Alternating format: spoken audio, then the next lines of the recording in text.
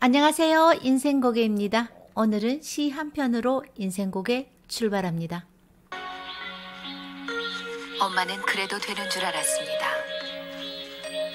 한여름 대학볕을 머리에 인 채 홈이 쥐고 온종일 밭을 매도 되는 줄 알았습니다. 엄마는 그래도 되는 줄 알았습니다.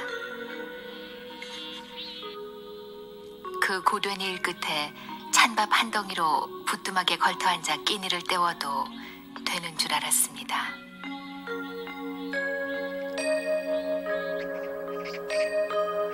엄마는 그래도 되는 줄 알았습니다.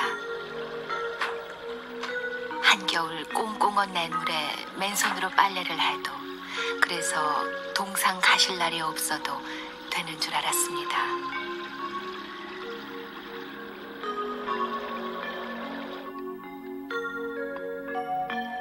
난 괜찮다, 배부르다, 너희들이나 많이 먹어라. 더운 밥, 맛난 찬, 그렇게 자식들 다 먹이고 숭늉으로 허기를 달래도 되는 줄 알았습니다. 엄마는 그래도 되는 줄 알았습니다. 발뒤꿈치가 죄해져 이불이 소리를 내고 손톱이 깎을 수조차 없게 달아 문드러져도 되는 줄 알았습니다. 엄마는 그래도 되는 줄 알았습니다. 술 좋아하는 아버지가 허구한 날 주정을 하고 철부지 자식들이 속을 썩여도 되는 줄 알았습니다. 엄마는 그래도 되는 줄 알았습니다. 외할머니 보고 싶다 보고 싶다, 그것이 그냥 넋두리인 줄로만 알았습니다.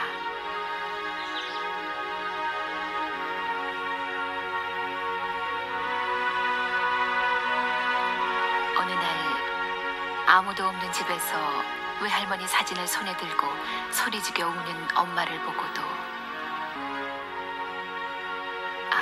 그 눈물의 의미를 이 속 없는 딸은 몰랐습니다.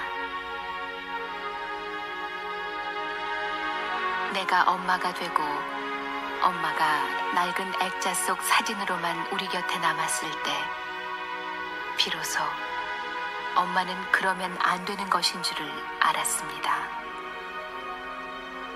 엄마는 그러면 안 되는 것이었습니다. 시아버님 49제를 마쳤다면서 친구가 저에게 왔습니다. 너희 엄마 제사 다 되어가지 않아? 친구가 엄마라는 말을 하는 순간 눈물이 핑 돕니다. 전 엄마에게 참 나쁜 딸이었거든요. 결혼하고 친정 떠날 때 엄마 지금 가면 나 언제 올 줄 모른다는 한마디 말만 남기고 뒤도 돌아보지 않고 떠나온 냉정한 딸이었습니다. 그리고 난 4년 동안 단 한 번도 엄마에게 가지 못했습니다. 명절 때면 혹시나 올까 동네 어귀에서 기다리다 들어가신다고 했습니다. 단 한 번이라도 언제 집에 오나 묻지 않았고 어른에게 잘하고 너희들만 잘 살면 엄마는 괜찮다라고 했습니다. 전화비 많이 나온다면서 언제나 서둘러 전화를 끊었던 엄마였습니다. 전화해줘서 고맙다는 아직 말도 다 하지 못하고 언제나 전화를 끊었습니다. 저에게는 모셔야 하는 시아버님이 계셨거든요. 시아버님 병원비로 가진 돈 다 쓰고 아이들 분유값도 바닥이 나서 힘들고 지쳐 있을 때 친정아버지께서 전화를 저에게 하셨습니다. 우리 막내 잘 있는지 목소리도 듣고 싶고 그래서 아버지가 전화했다. 힘들다는 말 한마디도 못하고 안부만 묻고 전화를 끊었습니다. 이틀 후 친정아버지께서 아침 9시쯤 시외버스 터미널에 오셨다고 전화가 왔더라고요. 4시간 넘는 거리를 이 시간에 도착하시려면 버스를 타기 위해 10리도 넘는 비포장길을 혼자 걸었을 겁니다. 버스를 3번 갈아타는 먼 길을 왜 오셨을까? 4년 만에 보는 아버지라 걱정도 되고 반갑기도 했습니다. 큰애를 손을 잡고 둘째는 둘러엎고 정신없이 달려간 버스터미널에서 멀리서 봐도 내 아버지는 내 눈으로 들어왔습니다. 허름한 양복에 중줄모를 쓴 아버지 모습을 보면서 어제 밝은 목소리로 전화받지 못한 것을 후회했습니다. 그리고 그 순간에 왜 오셨는지 알겠더라고요. 그래서 난 한 걸음도 옮길 수가 없었습니다. 아버지는 투벅투벅 걸어오셔서 처음 본 외손녀를 빤히 쳐다보다 내가 네 외할아버지다. 엄마 닮아서 참하게 생겼네. 이렇게 말씀하시며 무심코 내 손에 검은 봉지 하나를 쥐어주고 돌아서 가셨습니다. 식사하시고 가시라고 붙잡아도 그냥 허기진 배로 온 길을 다시 돌아가셨죠. 아버지가 준 검은 비닐봉투에는 1,000원부터 10,000원권까지 차곡차곡 머리 방향을 맞춘 지폐 69만 원이 지나간 달력에다 몇 겹으로 돌돌돌 말아져 있었습니다. 가난한 집 형편에 이 큰돈을 마련하기 위해서 얼마나 이웃에게 아쉬운 소리를 했을까 생각하니 너무 가슴이 아팠습니다. 살다 힘들면 아버지에게 오라더니 전화기 넘어 고된 막내딸의 삶이 아버지에게 전해졌나 봅니다. 6개월을 옆집 아주머니가 하는 우산 조립 부업을 같이 했습니다. 그리고 시아버님께 친정 다녀오겠다며 꼬마 김밥과 단지 바나나 우유를 머리맡에 두고 4년 만에 친정에 갔습니다. 아침 일찍 나섰지만 도착하니 벌써 점심때였습니다. 친정 부모님은 칼치조림도 아니고 찌개도 아닌 것으로 식사를 하셨는데 친정 아버지 밥그릇은 그때 내 눈에는 우리 마을 뒤산 산봉우리 같은 고봉 밥그릇이었죠. 엄마는 밥 먹다 말고 저를 보고 저게 누구? 자아가 여기 웬일이고. 엄마는 맨발로 달려 나왔죠. 다리가 불편하신지 절룩거리며 밥그릇을 들고 나온 친정엄마는 너무 많이 늙어 있었습니다. 아버지에게 주신 돈 잘 쓰고 가지고 왔다며 마룻바닥에 꺼내 놓을 때 아버지 고봉밥 위에는 눈물이 뚝뚝뚝 떨어지고 있었습니다. 어른 잘 계시제? 잘해드리거라. 화가 나신 듯 말 한마디 남기고 장독가에서 고추장, 된장만 퍼담고 있는 엄마도 울고 있었죠. 그때는 제가 참 못된 딸이었습니다. 친정 아버지 눈물도 엄마의 말 못하는 마음을 외면하고 신발도 붙지 않은 채 친정 대문을 나서고 말았습니다. 이 영감님은 무슨 복을 받으셔서 저 연세에 고봉밥을 드시나? 건강한 친정 아버지가 고맙다는 마음보다 그냥 시아버님 생각하니 속이 상했습니다. 된장 가지고 가라던 엄마도 뒤로하고 난 또 시집 가는 날처럼 부모님 가슴에 못을 박고 나왔던 겁니다. 멀리 내가 보이지 않을 때까지 바라보고 계신 분은 시집 갈 때나 지금이나 친정 아버지가 지켜봐 주었습니다. 그날 밤 된장 건댓국이 먹고 싶다던 시아버님은 건댓국에 밥 한 숟가락 겨우 드시고 야야 참 맛있구나. 잘 먹었다. 남은 것은 내일 아침에 먹자. 이렇게 말하시더니 그날 밤 세상을 떠났습니다. 장례식에 오빠들이 왔습니다. 우리 막내 그동안 고생 많았다면서 정리되거든 엄마에게 한번 왔다 가라고 했습니다. 우리 막내 결혼시키고 몇 달을 밥을 안 드셔서 그때 엄마가 돌아가시는 줄 알았다고. 지금도 엄마 병원에 계시니까 한번 왔다 가라고 했습니다. 부모는 그런가 봅니다. 아무리 매몰차게 내뱉고 가는 자식도 자식이라고 놓지 못하는가 봅니다. 친정아버지는 잔증이 많지만 친정엄마는 표현을 잘하지 않는 분이었거든요. 엄마 보러 간다고 하면 올 때까지 회관 앞에서 기다리실까 봐 그냥 친정으로 갔습니다.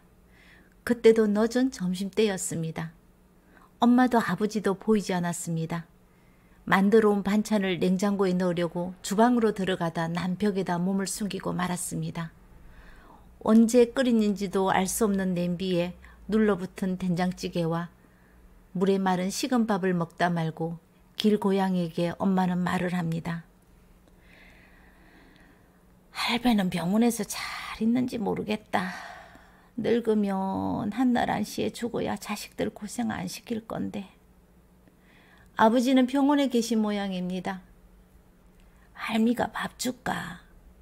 그래, 너도 먹고 나도 먹고 같이 살자. 아이고, 우리 막내도 왔구나 하며 새끼 고양이에게도 말을 건넵니다. 너는 더 맛나는 거 줄게. 기다려봐라. 엄마 먹으라고 올케가 만들어 놓은 갈치찌개를 덜어내 밥에 대충 비벼 막내 고양이에게 건네며 우리 대구딸이 갈치는 억수로 좋아하는데 이 할미가 돈이 없어 갈치 한 번 못 사 먹였다. 공부는 얼마나 잘하는지 상도 많이 탔고 이 밥그릇도 내 딸 졸업할 때 받았는 건데 시집 갈 때 가져가라고 서지도 않고 그릇장에 두었는데 안 가져가더라. 내가 딸 보고 싶어서 끄집어냈습니다. 이러면 딸하고 같이 밥 먹는 것 같고 안 넘어가는 밥도 한술 넘어가는 것 같아서 한 숟가락이라도 먹어야 살 거 아이가. 억지로 넘기고 살아야 딸 올 때까지 안 살겠나. 부모 잘못 만나 흰쌀밥 한 번 못 먹고 살았는데 내 딸이 살기가 고달픈 모양이다. 내가 죄가 많다. 하고 싶다는 공부도 아들이 아니라고 이제는 엄마도 힘이 없다고 가시나 공부해서 하늘에서 별을 딸래 하늘에서 달을 딸래 마음에도 없는 말로 상처 줘서 엄마를 많이 원망하고 살 거다. 내 자식 앞길을 이 할미가 막았다 아이가. 살면서 몇천 번을 후회해도 시간은 돌릴 수가 없더라. 지금 같으면 내가 죽어도 하고 싶은 공부 시킬 건데 그랬으면 좀 편하게 살았을 건데. 나비야, 너라도 갈치에 밥 얹어서 먹거라. 갈치 남겨놔도 우리 막내딸 언제 올지 모른다. 나비야, 너라도 많이 먹거라. 엄마 여기 있었네요. 여기서 뭐 하세요? 와, 내가 좋아하는 갈치네요. 고양이 대신 내가 먹을게요. 얼마나 갈치가 비싼데 이 고양이를 줘요. 멍청을 떨면서 엄마 옆에 앉아서 울컥거리는 마음을 달래며 밥을 먹기 시작했죠. 네가 웃잔 일이고 올 시간이 있더나. 그동안 공부밖에 모르는 네가 두 아이 엄마가 되고 생고생하고 어째 살았을꼬. 미안하다. 엄마가 미안하다. 엄마는 네 하고 싶은 공부 못하게 한 거, 결혼할 때 밉다고 돈 한 푼도 안 보태준 거, 외손녀에게 100일 때도 돌 때도 내복 한 벌 못해준 거, 소풍 갈 때 운동회 때 다른 엄마처럼 김밥 한 번 말아주지 못한 거, 명절 때 다른 집 자식들은 새 옷 한 번 못 사주고 소매며 팔꿈치 낡아빠진 옷들만 입히고 살았는 거, 국민학교 다닐 때 육성회비 못 내었다고 집으로 돌아온 너를 사리 빗자루 휘두르면서 빈손으로 돌려보낸 거, 그때는 왜 그리 춥던지 낡은 교복 하나 입고 외투도 없이 학교 가는 너에게 부엌에 돌 하나 구워 주머니에 넣어줄 수밖에 없었던 거, 네가 장학금 타서 해준 털리로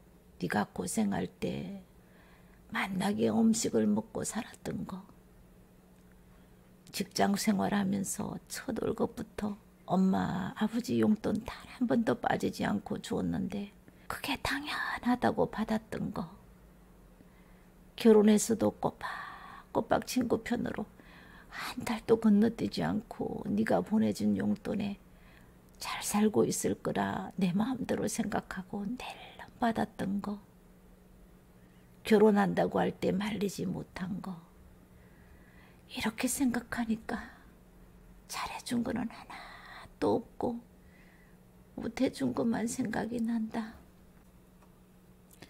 내 엄마는 나를 결혼시키고 딸이 어떻게 살았는지 모르고 살았다는 죄책감으로 돌아가실 때까지 가슴 아파하셨던 분입니다. 전 오늘 또 꽃을 샀습니다. 엄마가 좋아하는 작약과 내가 좋아하는 장미를 하나람 샀습니다. 60이 될 때까지 엄마에게 감사할 줄 모르고 살아온 이 딸을 엄마에게 용서를 빌며 꽃병에 꽃을 꼽습니다. 기쁨보다 아픔이 더 많은 엄마 인생길에 동무가 되어주지 못한 것을 후회합니다. 삶이 힘들고 고단할 때 가장 먼저 부르는 이름이 엄마인데 왜 살았을 때 엄마에게 투정 한 번 안 하고 모질게 살았을까 후회합니다. 난 그게 엄마를 위하는 길인 줄 알았습니다. 부모가 되고 나이가 드니까 부모는 기쁠 때나 힘들 때도 자식과 함께하고픈 마음이라는 것을 이제야 알게 되었습니다. 엄마, 외롭게 해서 잘못했습니다. 그리고 살아생전에 못한 말, 사랑합니다, 엄마. 엄마, 사랑합니다. 오늘 인생곡에는 세상 모든 부모님께 사랑합니다라는 말을 바칩니다. 우리가 살아가는 작은 이야기로 다음 영상으로 찾아뵙겠습니다. 감사합니다.